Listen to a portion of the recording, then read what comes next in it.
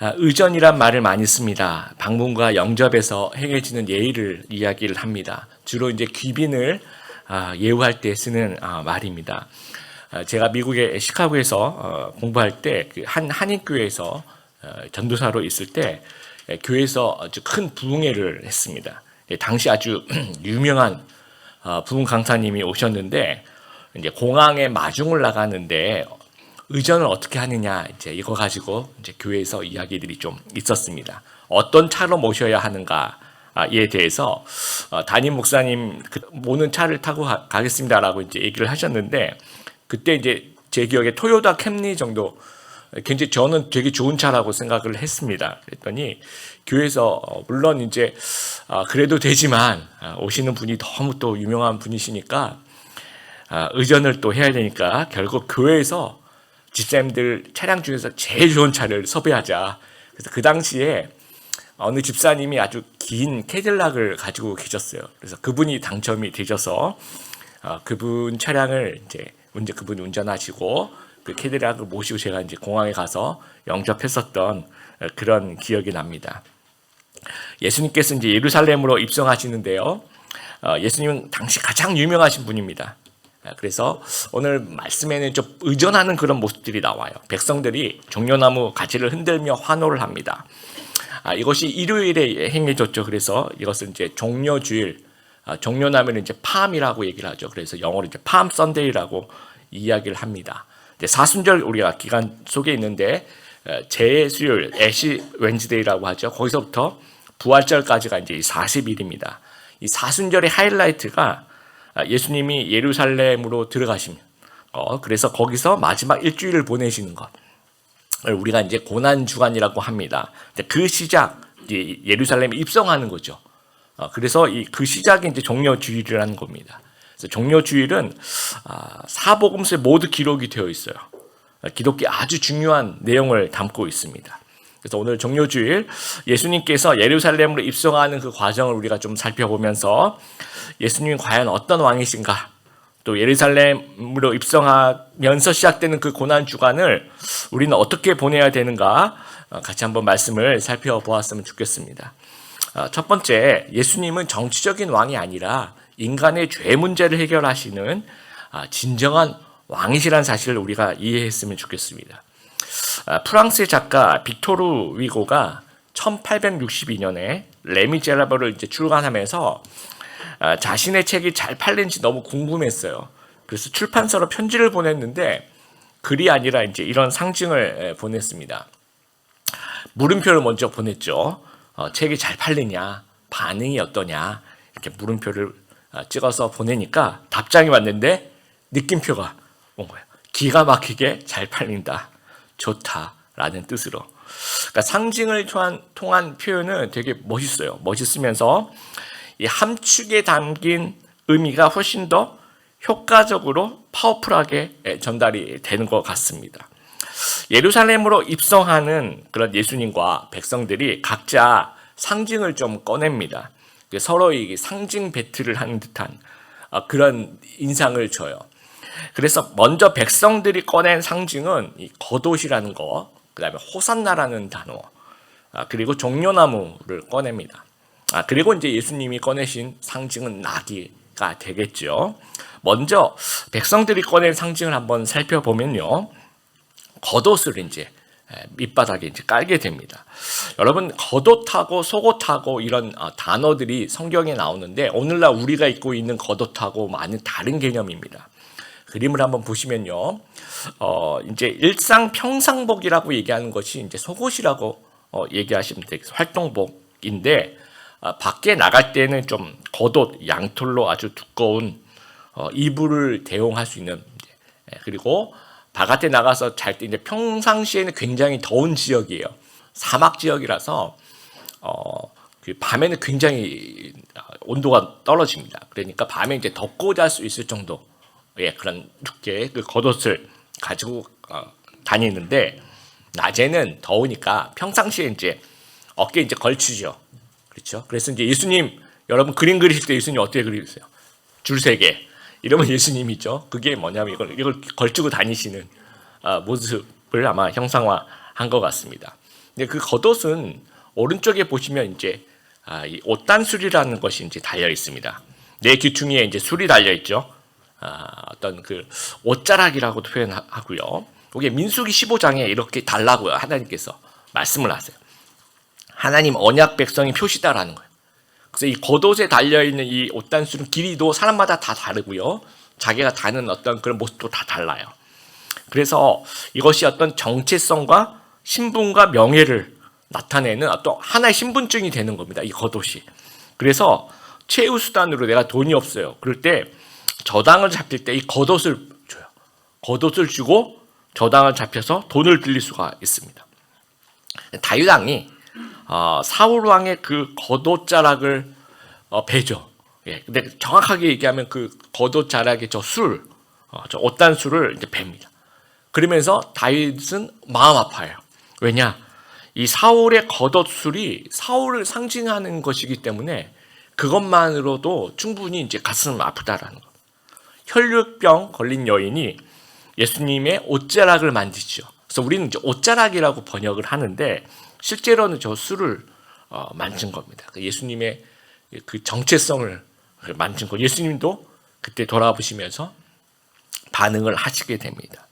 열왕기하 9장에 보면 엘리사 선지자가 예후라는 장관에게 기름을 부어서 북쪽 이스라엘 왕으로 삼아요. 이제 그 얘기를 듣고 부하들이 어떤 행동을 하냐면요, 자신들의 그 겉옷을 다 벗어요. 그래서 돌층계 위에 깔고 그 위에 예후를 모셨습니다. 그래서 예후가 그 위에 이렇게 서니까 부하들이 나팔을 불면서 예후가 왕이다라고 외쳐요. 그러니까 겉옷을 길에 편다는 얘기는 나의 모든 것, 즉 인격과 지위와 권위와 모든 것이 당신의 발 아래 있습니다를 표현하는 거예요. 그러니까 당신은 나의 왕이십니다라는 것을 표현하는 겁니다. 그래서 오늘 본문의 8절에 겉옷을 길에 펼치고 예수님이 지나가게 하죠. 그러니까 예수님을 왕으로서 인정하는 거죠. 굉장한 경의를 표현하고 있는 겁니다. 그리고 호산나라고 이제 외치죠. 시편 113편부터 118편까지가 처음에 시작할 때 이제 할렐루야라고 하면서 시작을 합니다. 그래서 할렐 시편이라고 하는데 주로 절기 6월절이나 초막절에 주로 이제 절기 때 암송을 하게 됩니다. 그때 118편 25절이 이제 하이라이트가 되는데 그때 히브리어로 이제 호시아나, 이제 우리는 호산나라고 발음을 하는데요. 호시아나 그 말 자체가 우리를 구원하소서, 이제 구원하소서라는 말이에요. 그래서 호산나란 말을 쓰게 됩니다. 초막절 의식을 보면요, 유대인들이 이제 매일 제사장들이 금으로 만든 그 물 단지를 들고 실로암 연못으로 가요. 거기서 물을 떠가지고 제단에 이렇게 부어요. 그러면 물이 밑으로 막 흘러내리겠죠. 그 흘러내리는 것을 보면서 이제 광야에서 생수를 주신 것을 기억하면서 또 비가 내리기를 또 기원하고 메시아의 성령이 임재하시기를 또 기대를 하는 겁니다. 그때 이제 레위인들이 은나팔을 불면서 시편 118편 25절에 나오는 그 호산나를 외치는 거죠. 이제 구원하소서. 그렇게 호산나를 외칠 때 회중들은 이제 종려나무를 흔들면서 찬양을 해요. 그래서 이 호산나라는 단어 자체가 우리를 구원하실 메시아를 기다린다는 거. 예수님에게도 메시아야 우리를 구원하소서. 예수님은 다윗의 자손이십니다. 메시아이십니다. 왕이십니다라고 이야기를 하는 것입니다. 그리고 세 번째 이제 종려나무인데요. 우리 8절에 보면 이제 나뭇가지를 밑에 이제 펼쳤다라고 얘기를 하는데 요한복음에는 이제 종려나무라 분명히 이야기를 하고 있습니다. 종려나무 저렇게 생겼습니다.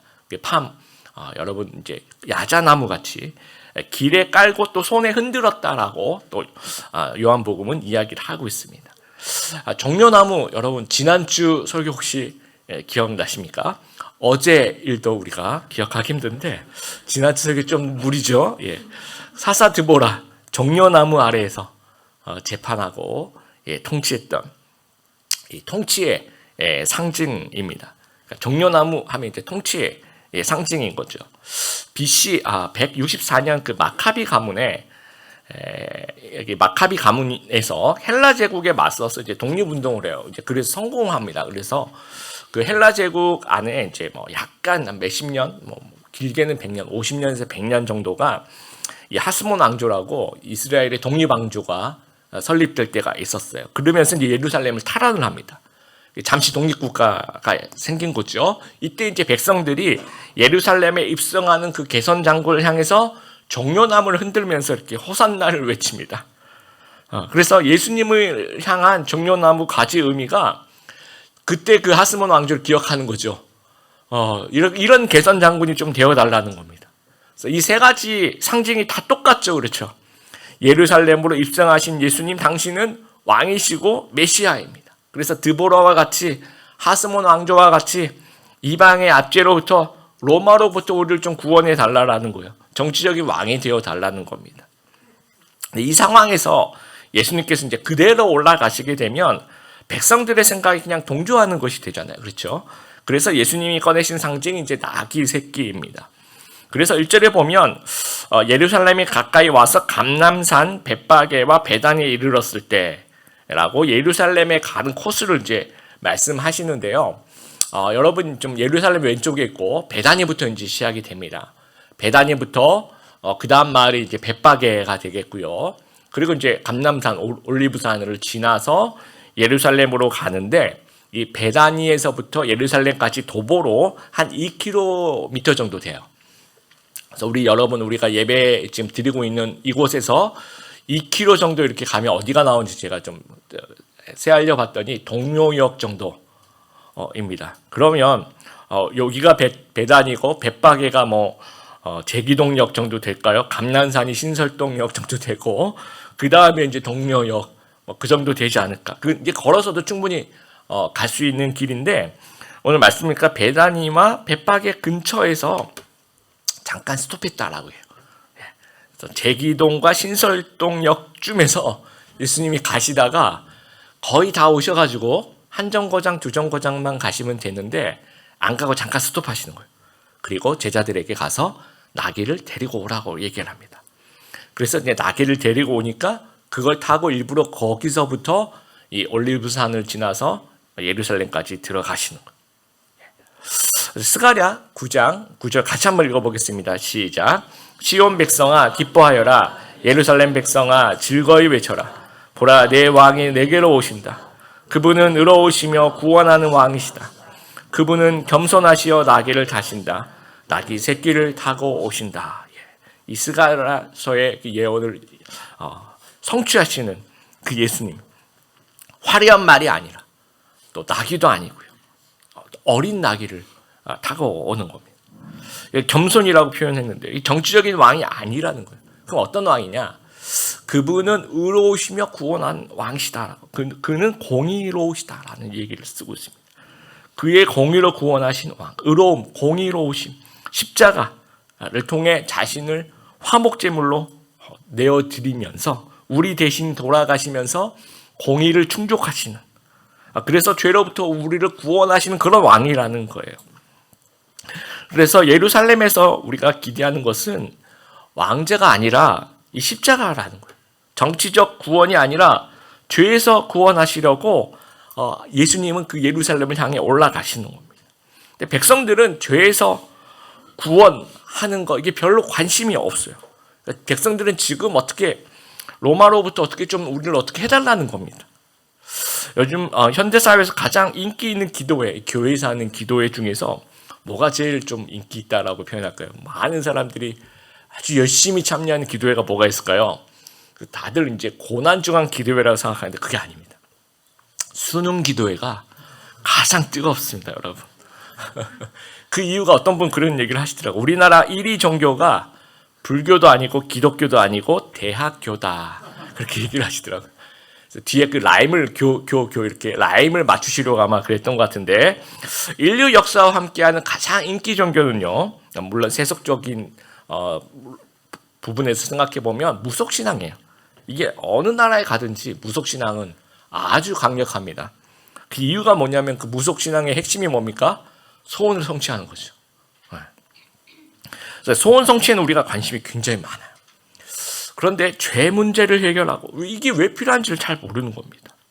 여러분, 우리는요, 소원이라고 얘기하는 우리에게 뭐가 필요한지 실제로는 잘 몰라요. 그걸 되게 원하긴 하지만 그게 정말 우리에게 필요한지 잘 몰라요. 뭐 이런 얘기가 있습니다. 무인도에 이제 3명이 오랫동안 무인도에 갇혀서 있다가 요술램프를 발견했대요. 그래서 이제 요술램프에 누가 나타나서 한 명당 한 가지씩 소원을 들어주겠다라고 얘기를 해요. 첫 번째, 너는 소원이 뭐냐? 나 집에 가고 싶다 그래요. 알겠어 하면서 집에 보냅니다. 두 번째, 저도 집에 가고 싶어요. 보냅니다. 세 번째, 생각해보니까 우리 세 명이 재밌게 살았는데 두 명이 없어졌어요. 전 아까 그 두 명 다시 돌아오게 해주세요 라고 소원을 이야기했다라고 합니다. 그러면 결국 세 명 다 소원을 얘기했지만 결국 똑같아지는 거예요. 그러니까 우리가 생각하는 소원이 그렇다는 겁니다. 되게 가변적이고 일시적인 거예요. 정치적인 것, 재물에 대한 것, 명예에 대한 것, 건강에 대한 것, 결국은 아주 오랜 시간이 지나가면 그 다 없어지는 겁니다. 가장 중요한 것은 이 모든 고통과 이 모든 문제의 근원적인 해결인 우리의 제 문제를 해결하는 것이 가장 중요한 거예요. 그래서 십자가가 중요한 겁니다. 진정한 구원을 위해서 꼭 필요한 단 하나가 십자가라는 거예요. 최고의 궁극적인 선물이 그 십자가고 구원이고, 우리 믿는 자가 이 육체를 벗어나서 하나님 나라에 들어가서 죄가 없고 아픔이 없고 고통이 없고 해로움이 없고 슬픔이 없는 그곳을 들어갈 수 있는 방법 십자가밖에 없는 거죠. 계시록 22장 5절에 그렇게 얘기하죠. 그곳에는 밤도 없고 등불이나 햇빛이 필요가 없을 것입니다. 주 하나님께서 그들의 빛이 되시고 그들은 거기서 영원히 왕처럼 살 것입니다 라고 이야기를 해요. 그러니까 하나님과 영원히 함께 사는 길은 죄를 해결해야만 가능한 거예요. 나의 어떤 내 바로 앞에 있는 그 무엇인가를 성취해서는 이루어질 수 없는 길이라는 겁니다. 제가 이번 주에 김창옥 씨 유튜브를 잠깐 들었더니 이런 얘기를 하시더라고요. 유럽 3개국을 방문한 적이 있었대요. 근데 짐을 엄청 많이 이제 한국에서 뭘 준비해 갔냐면 한국 음식들 라면하고 같이 먹을 통조림, 참치 통조림이라든지 고추장이라든지 이런 통조림을 그렇게 많이 넣었더니 짐의 무게가 초과해서 벌금을 낼 정도로 그렇게 꽉꽉 채우고 아주 무겁게 이제 들고 갔다는 거죠. 근데 방문한 모든 유럽 국가에 한인마트가 있더라는 거예요. 가봤더니. 그래서 처음에 독일을 먼저 갔는데 거기는 있을 거야. 근데 그 다음 나라는 없을 거라고 생각했는데 두 번째 나라도 있고 세 번째 나라가 벨기에인데요. 벨기에에서도 한인마트가 있더래요. 그래서 거기서 벨기에에서 붕어 싸만코를 사 먹었다고 합니다. 그러면서 생각할 때 내가 왜 이렇게 무거운 짐을 벌금까지 내면서 가지고 왔을까 하면서 거기에 대해서 굉장히 후회를 많이 했다라는 거예요. 그래서 우리의 인생도 그런 것 같아요. 쓸데없는 짐을 무겁게 지고 가고 있는 거죠. 그래서 이거 다 나중에 하늘나라에 갔더니 이거 아무런 쓸모가 없는 거예요. 근데 내가 평생 동안 이렇게 어리석은 여행자였을까? 이런 생각이 들 수 있다라는 거죠. 그러니까 아직도 우리가 예수님을 바라보면서 예수님 우리 소원 성취를 해주세요 라고 초점을 맞추고 있으면, 그러면서 인생 여행을 우리가 살고 있다면 아주 어리석은 여행자가 될 수 있다라는 거예요. 여러분, 이제 고난주간 시작되는데 낙이 타신 예수님을 우리가 좀 묵상하게 되길 바랍니다. 십자가와 복음을 좀 묵상하는 우리들이 되었으면 좋겠습니다. 우리에게 그 십자가를 통해서 주신 은혜와 선물이, 그 선물의 내용이 무엇인지를 우리가 좀 기억하게 되길 바랍니다. 그래서 나의 죄를 해결해 주신 십자가의 그 위대함을 묵상하면서 복음이 흔들리지 않는 그런 귀한 우리 성도님들 되시기를 바랍니다. 두 번째, 예수님은 우리의 주인 되시기를 원하시는 왕이십니다. 예수님께서 낙의 새끼를 타실 때 평소와는 좀 다른 요구를 하세요. 2절에 보니까 풀어서 끌고 오라고 얘기합니다. 그럼 3절에 당연히 왜 그렇게 하는지 물어보겠죠.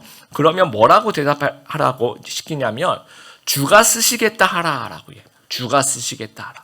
근데 굉장히 이게 드문 장면입니다. 여러분, 평소에 예수님이 어디 가셔서 그런 장면들은 잘 없어요. 오히려 더 베푸시고 주시고, 오병이어에도 그렇죠. 사건도 하나님께서 정말 그런 5천 명이 먹고 남는 그런 역사들을 베푸시는 거죠. 그리고 부활 후에 갈릴리에서 제자들을 부르실 때도 예수님이 생선을 굽고 있죠. 아침을 하시면서 와서 이렇게 먹으라고 얘기합니다. 그리고 되도록 부담 안 주시기 위해서 순회 전도하는 그 사역의 경비애들도 후원자들이 있었어요. 그 예수님을 후원하는 여인들이 후원금에 의존하고, 아니면 없으면 굶어. 그래서 그 제자들이 지나가다 배고프니까 막 이삭을 막 잘라서 먹는 것을 보고 이제 바리새인들이 안식일에 왜 이삭을 잘라서 먹느냐고 그렇게 이야기할 정도입니다. 그럼 나귀가 만약에 필요하시면 아픈 나귀를 이렇게 기도해서 다시 회복시켜서 타신다든지, 아니면 후원 경비에서 하신다든지, 아니면 없는 나귀를 창조하셔서 타고 가신다든지, 충분히 그럴 수 있는데, 할 수 있지만 일부러 그렇게 안 하시죠. 안 하시고 이번에 당당하게 요구하십니다. 주가 쓰시겠다 하라. 내가 너의 나귀를 쓰고 싶다라는 거예요. 왜냐하면 나는 너희의 주인이기 때문이다 라고 얘기합니다. 주가 쓰시겠다 하라. 창세전부터 이미 주인이셨고, 이제 십자가에서 우리를 핏값으로 사실 그런 진정한 우리의 주인이기 때문에 당당하게 요구하시는 겁니다. 밥 쇼그린이라는 사람이 쓴 강아지 성도, 고양이 성도라는 책이 있습니다. 그래서 강아지들은 이렇게 생각한대요. 그러니까 주인이 당신이 나를 귀여워하고 나를 먹여주고 보살펴주고 사랑해주는 걸 보니까 당신은 나의 주인이시군요. 이렇게 얘기한다고 합니다. 생각한다고 합니다. 고양이들은 당신이 나를 귀여워해주고 먹여주고 보살펴주고 사랑해주는 걸 보니까 내가 당신의 주인이군요. 당신은 나의 집사군요. 이렇게 생각한다라는 거죠. 강아지 성도는 이 책에서 하는 얘기입니다. 하나님의 뜻에 순종해서 하나님의 계획에 따라서 살려고 노력을 한대요. 그런데 고양이과에 속하는 성도들은 하나님이 내 계획, 자신의 계획과 자신의 뜻에 따라오기를 원한다라는 거죠. 그렇게 우리가 헷갈릴까 봐 가끔씩 예수님이 교육을 하시는 거예요. 내가 너희를 돌보고 베풀고 사랑하는 이유는 내가 너희의 주인이기 때문이래. 그렇다고 내가 너희들에게 잘해준다고 해서 너희가 오해하면 안 된다는 거죠.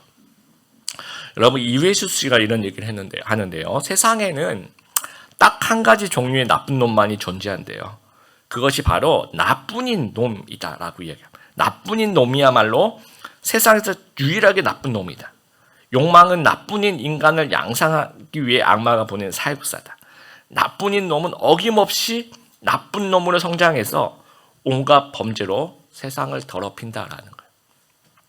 혹시 우리는 나밖에 모르는 나 중심에 살고 있는 내가 주인인 사람은 아닌가 좀 생각해 보길 바랍니다. 근데 그것을 좀 벗어나기 위해서는 예수님이 나의 주님이십니다를 좀 고백해야 돼요. 근데 그것이 입술로만 고백해서는 안 된다라는 거예요. 마태복음 7장 21절 다시 한번 읽어보겠습니다. 나에게 주님, 주님이라고 말하는 사람 모두가 하늘나라로 들어가는 것이 아니다. 하늘에 계신 내 아버지의 뜻대로 행하는 사람만이 하늘나라에 들어갈 것이다. 예수님은 오늘도 우리에게 이렇게 얘기합니다. 내가 너의 시간을 쓰고 싶다. 내가 너의 재능을 쓰고 싶다. 내가 너의 에너지를 쓰고 싶고 너의 직장을 쓰고 싶고 너의 가족을 쓰고 싶고 너의 재물을 쓰고 싶고 너의 미래를 쓰고 싶다라는 거예요. 예수님께서 나를 위해 모든 것, 생명까지 아낌없이 주셨다면 우리도 나의 삶을 모두 좀 주님께 드릴 수 있는 그런 주님을 주인 삼는 그런 우리 성도님들 되시기를 바랍니다. 세 번째, 예수님은 우리가 왕의 행렬에 동참하기를 기뻐하세요. 나귀를 타시고 예루살렘으로 입성하시는 그 예수님의 행렬에 백성들은 저마다의 모습으로 좀 동참합니다.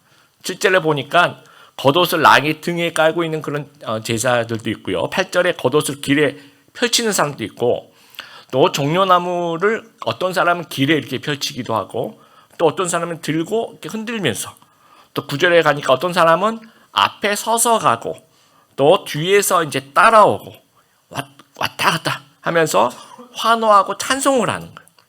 그래서 누가복음 19장에 그 찬송하는 내용이 물론 이제 우리 본문에도 있지만, 제자들과 백성들이 주의 이름으로 오시는 왕에게 복이 있다.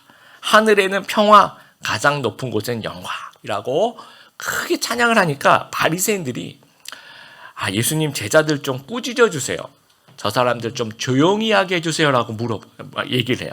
그랬더니 예수님이 바리새인에게 뭐라고 얘기하냐면요. 이 사람들이 잠잠하면 돌들이 소리를 지를 것이다. 그러니까 예수님은 이 왕의 행렬에 동참하는 자들을 기뻐하신다는 거예요. 그리고 우리도 왕의 행렬에 동참하시기를 원하신다라는 겁니다. 여러분, 지금 우리가 사순절 보내고 있지만 이슬람의 그 금식절기인 라마단 기간이 되게 뭐라 그럴까요? 조금 일부 겹쳐요. 한국 시간으로 라마단이 아마 3월 10일부터 해서 4월 11일까지 한 달 동안 진행이 됩니다. 이들이 이제 금식 기간인데요. 정말 24시간 금식하는 게 아니고요. 해가 떠 있을 때는 뭐 음식도 먹지 말고 물도 먹지 말게 그렇게 시킵니다. 그리고 해가 지면 그 다음에 뭐 음식도 먹고 물도 마시고 그게 가능해요. 근데 그것을 한 달 동안 합니다. 그래서 와, 한 달 동안 이걸 어떻게 하나 했는데, 물론 이제 그걸 철저하게 지키신 분도 계실 거고요. 이제 형식주의자들은 어떻게 지키냐면요, 해가 지면 밤새도록 먹고 마시고 놀아요. 최대한 몸을 피곤하게 만들고 해가 뜨면 이제 잠을 자요. 그래서 해가 떠서 뜨자마자 잠자리에 들어가서 하루 종일 잠을 잡니다. 언제까지? 해가 질 때까지. 그럼 해가 지면 어떻게 해요? 다시 부활하는 거죠. 다시 일어나서 또 먹고 마시고 놀고 최대한 몸을 피곤하게 만드는 거죠. 왜냐하면 해 뜰 동안에 잠을 또 자야 되니까. 그리고 이제 새벽에 집에 들어와서 이제 다 경건한 마음으로 이제 해가 뜨기 시작하면 바로 이제 잠자리에 들어갑니다. 예, 그 금식을 한 달 동안 그렇게 하는 형식주의자들 있어요. 그 금식을 지킨 겁니까? 아니면 지키지 못한 겁니까? 우리 크리스찬들은 예수님의 고난과 부활에 얼마나 동참했을까요? 여러분, 이렇게 제수요, 그 제란 애쉬 웬즈데이라고 하는데요. 이렇게 십자가를 이렇게 이마에 이렇게 제로 이렇게 그어주면 검은색 십자가 이렇게 표시가 됩니다. 천주교에서는 아직도 그걸 하고 있는데요. 거기서부터 그 수요일부터 시작해서 사순절, 종려주일, 뭐 고난주간, 부활절까지 하면 다 40일 이렇게 딱 된 요 제도가 언제 형성됐냐면 중세 때 형성이 되는 겁니다. 그래서 뭐 성경에는 그렇게 하라고 되어 있지는 않는데 하여튼 중세 때 이렇게 만든 거예요. 그래서 이 40일 동안을 고기를 못 먹게 한 거예요. 여러분, 작용과 반작용이 있죠, 그렇죠? 그래서 이게 남들 다 하니까 지키긴 지키는데 40일 동안 고기를 못 먹게 하니까 뭐 그 고기뿐만 아니라 모든 뭐 술이라든지 뭐 이런 자극적인 뭐 이런 것들 다 못 먹게 하는 거죠, 그냥. 그러니까 대신 사순절 시작하기 전에 한 일주일 실컷 놀고 시작을 하는 거예요. 이게 이제 카니발의 시초가 되는 겁니다. 그래서 카니발이라는 말 자체가 이제 라틴어로 카르네 하고 발레의 합성인데, 카르네는 고기, 발레는 안녕, 이렇게 그만, 작별 인사. 카르네 발레라는 뜻이 앞으로는 못 먹어, 뭐 이런 뜻이, 앞으로는 고기 못 먹어, 앞으로는 고기 안녕. 그러니까 실컷 먹어라는 그런 뜻이 되는 겁니다. 사순절 시작하기 약 일주일 전부터 이제 고기만 먹겠습니까? 술에다가, 그렇죠. 춤과 광란과 아주 그 음란한, 그래서 이제 카니발 이제 가면을 많이 쓰고요. 또 짙은 화장을 자기 모습을 좀 노출시키지 않고 있습니다. 여러분, 세계 3대 카니발 중에 하나 이제 브라질 리우 카니발 같은 데 보면 우리 이제 뉴스라든지 영상을 이렇게 보잖아요. 그러면 복장들이 굉장히 민망하죠, 여러분. 그래서 이제 퍼레이드가 쭉 이렇게 가는데 여러분 중엔 나도 저기 퍼레이드 들어가서 춤을 같이 추면 좋겠다라고 생각하시는 분들도 계시겠지만 그게 그렇게 안 된대요. 그게 삼바 학교를 1년 동안 수료하신 사람만 거기서 춤을 출 수 있는 거야. 아무나 갈 수 있는 게 아닙니다. 예, 여러분. 그러니까 이 브라질 사람들은요, 그 카니발을 1년 내내 준비하는 거예요. 그래서 그 카니발 하는 그 일주일을 위해서 1년을 모든 시간을 다 쏟는다고 그렇게 보시면 되는 거예요. 그 부활절, 뭐 고난주가 이런 거 뭐 생각하지도 않고요. 일단은 그 카니발에 하여튼 1년 내내 거기가 완전히 무관심한 거죠. 부활절 이런 거 다 완전 무관심한 거죠. 여러분, 이런 어떤 형식적인 태도, 무관심, 이게 얼마나 위험한가 한번 생각해 보길 바래요. 지난 주일부터 이제 우리가 고난주간 부활절 준비하면서 저도 이제 교회에서 어떻게 하면 의미 있는 그런 고난주간 부활절을 지낼 수 있을까, 이제 TF를 소집해서 막 회의도 하고 미션과 체크리스트를 만들고, 금요일 우리 이제 이번 주 금요일 현장 금요기도회 강사도 섭외하고 부활절 계란도 이제 준비하고 뭐 설교도 준비하면서 이제 주말 한 금요일, 목요일, 금요일쯤 되니까 좀 윤곽이 좀 나오더라고요. 그래서 제 마음속에 야, 이제 준비 거의 다 됐네? 라는 생각이 들더라고요. 근데 그 생각이 들자마자 갑자기 망치로 머리를 한 대 맞는데 그런 충격. 진짜 내가 부활절 준비 다 했나? 라는 생각이 드는 거예요. 그러니까 제가 프로그램만 뭔가 이렇게 윤곽이 잡혔구나. 그러면 이게 부활절 준비가 다 됐구나라고 생각을 했던 것 같아요. 너무 직업적으로 접근했던 거죠. 아닙니다. 아니에요. 그 프로그램만 준비한 거, 저는 하나님과 영적인 동행을 할 준비를 해야 되는 거죠. 또 그거는 그거고 이건 이거고. 근데 이건 안 해놓고 프로그램이 어느 정도 준비됐구나. 이젠 됐구나 하는 그런 생각을 했다라는 거죠. 혹시 우리도 그런 마음 아닌가 한번 생각해 보길 바랍니다. 왕의 행렬이 세 가지 모습의 행렬이 가능해요. 첫 번째는 무관심. 내가 지금 먹고 살기도 힘들고 난 너무 바쁘다. 나는 너무 피곤해. 주일날 내가 부활절 때 교회 오는 것만으로도 하나님 동참하는 겁니다. 무슨 절기는 무슨 절기야. 이렇게 생각할 수도 있다는 거죠. 아무것도 안 하고 지나갈 수도 있고. 두 번째 형식주의. 아까 그 라마단 성도나 이 카니발 성도처럼 겉가속이 완전히 좀 다른 모습으로 뭐 하긴 하는데 내 마음이 하나님과 만나지 않는 그런 모습으로 갈 수도 있다라는 거예요. 세 번째. 여러분, 세 번째 진정한 영적 만남을 좀 이번 기회에 하나님과 좀 하게 되길 바랍니다. 여러분, 절기를 주신 이유가 우리가 자꾸 잊어버리기 때문입니다. 그러면 이제까지 잊어버린 것은 하나님 뭐라고 하시는 것이 아니라 절기를 통해서 너희가 좀 리마인드 했으면 좋겠다라고 절기를 주시는 거예요. 그 기회를 주시는 겁니다.